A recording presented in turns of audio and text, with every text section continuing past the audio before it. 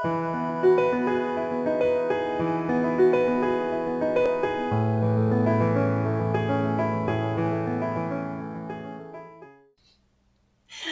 I'm Demi Stevens, founder and CEO of You're the Book Press and editor-in-chief of Self Pub Magazine. We're here in the studio today with George Reagan, author, to get a little bit of a person behind the writing interest here. So welcome, George. Are you worried? I'm happy to be here. Good. For now. For now. Tell us a little bit about your morning, because you had an unusual day already. Well, I started out my day driving for Uber. I have a day job, but I also have kids. I've got actually 6 boys and a 7th with my new wife, my new bride. Wow. And 7 children. yes. All right. Maybe some of our viewers don't know what Uber is yet. Tell us a little bit about that. Well, Uber is a personal driver organization that where I basically play taxi for anybody who wants a ride, especially in metropolitan areas. That's so cool. Where do you live? I live in Hampstead in Carroll County, which is not a metropolitan area, but it's close to Baltimore. So how do you get started driving for Uber? Well, what got me started was my son's college tuition bill. It was very high, and so I knew that my salary in my day job was not going to cover all the bills. So and your royalties weren't stepping up yet? Not quite to that point yet. No, I'm not in the J.K. Rowling territory.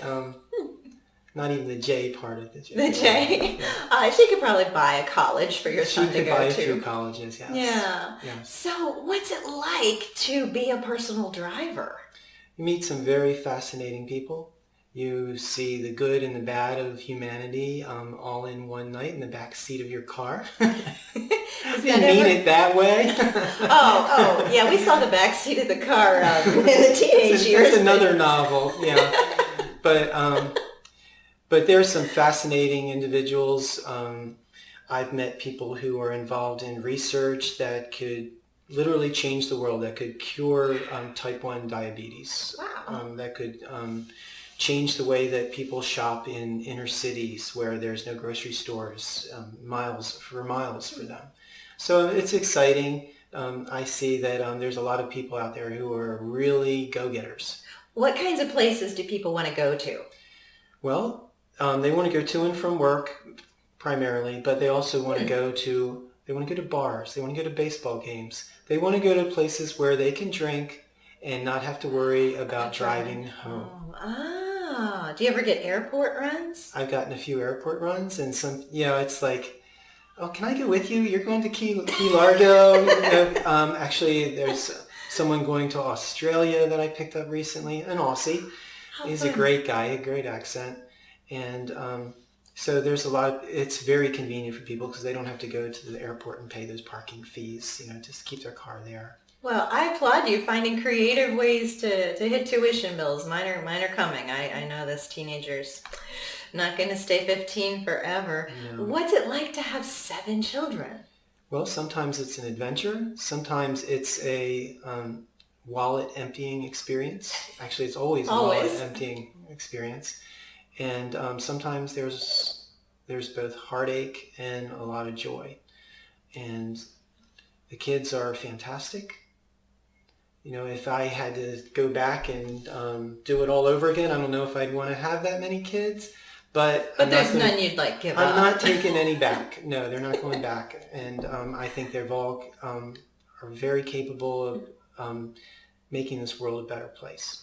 Oh, I wish every parent out there could say that. Can you say that about your kids? One of the things that I really have tried to impress on my kids is that they live their dream, find something that they love to do, and if they do it well enough, they will get paid enough to make it something that they can do, at least for a good hobby, or if even a part-time or full-time job for the rest of their lives.